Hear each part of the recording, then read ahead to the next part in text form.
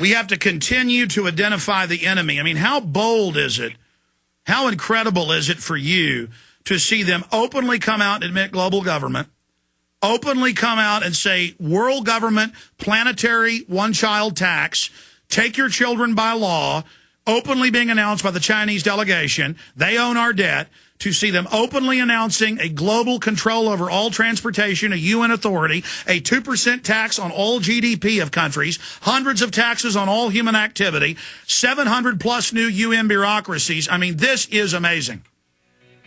It certainly is, and they're going for it because they don't have any other choice. They took the program forward. They made a big mistake. They couldn't stop, and they can't stop any more now than they could then. And if they don't go forward, they're going to be gobbled up anyway. Very well said, Bob Chapman. Let's continue to break this down on the other side of this quick break. This is the one, the only GCN Radio Network. I'm Alex Jones. Your call straight ahead. Your call's coming up in the next segment. We'll get into the economy, but this is the economy. The IMF and World Bank, in the leaked Danish text, the real version that's in the text of what they're going to introduce next week. They were going to keep it secret. It came out 3 days ago to double or right at double the taxes on the third world over what the West has to pay. They suckered the third world into getting behind the treaty, telling them, oh, you're going to get America's money. You're going to get Europe and Britain and Japan's money. No. The banks get our money and the banks get your money. Okay, you understand? They always play us off against each other, divide and conquer.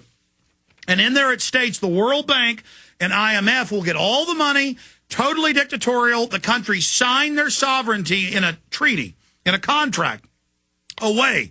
And Obama said 3 days ago in Associated Press, they said, if the Senate doesn't ratify this, I will implement it by executive fiat, quote, command and control. And then now here's another headline. Now EU wants global transaction tax to fund bailouts, a direct transaction tax to the private banks. I mean, Bob, this is just like Madoff declaring himself king or something and everyone bowing down. Madoff, of course, was involved in this at the highest levels with Ken Lay. I mean, this is so criminal. This is so openly criminal. How does anyone go along with it, Bob? Well, they won't once they find out. And what that is a transaction tax, and that is on securities transactions. And they've had that in the United States before. During the 1960s, they had such a tax. And it's just another way of raising revenue. And it's not good, of course. People, don't need to pay any more taxes anywhere for that matter. And, yes, they also are allowing the rich countries, so to speak, to emit 2.67 tons of carbon per day, but the third world countries can only emit 1.44 tons per day, which is about per double. person per year. Yeah. Yeah, and as George Orwell said, some are more equal than others. This is so totally chauvinistic and, as you say, diabolical. And it's being sold as liberal to help Africa when it will admittedly kill them en masse. These people are on the edge of starvation. This will kill them. The ethanol scam killed 10 million extra last year. And then here's George Soros. Climate colonialism. Soros wants poorer nations to take on green debt. So Soros gets our tax money, literally paid to him and Al Gore. Then they loan sharking rates to the third world, and they don't even get the money if they don't sterilize people. I mean, can you think of something more evil, Bob?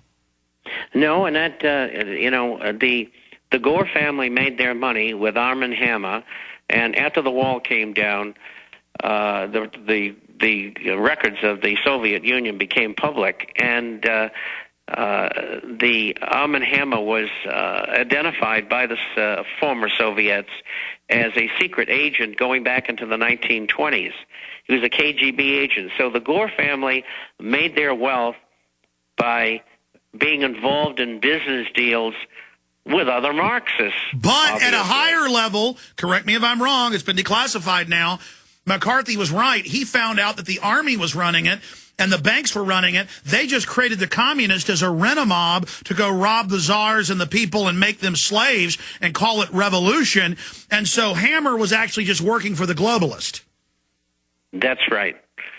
And I had met him many times because I was in the brokerage business in Los Angeles, and he would always be coming around with a dog and pony show about Occidental Petroleum. So, and I knew what he was doing at the time, but I never brought it up in the meetings because I would be the only voice, and everybody would look at me and say, "You're nuts."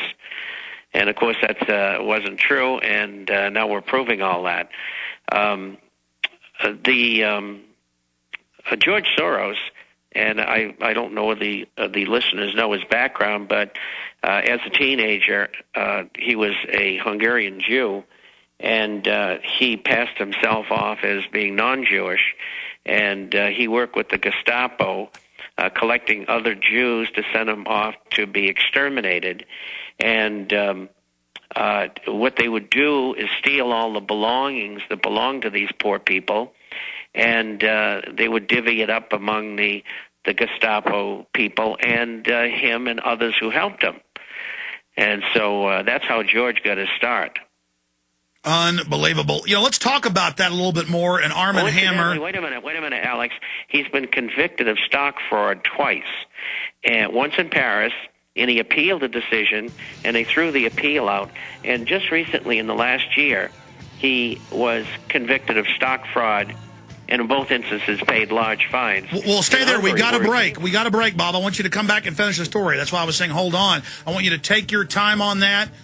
Take your time on the other chief guy running all this other than Al Gore, and that's Maurice Strong. He can't come to the U.S. for oil for food, starving Iraqis for money. Stay there, Bob. We'll come right back to you.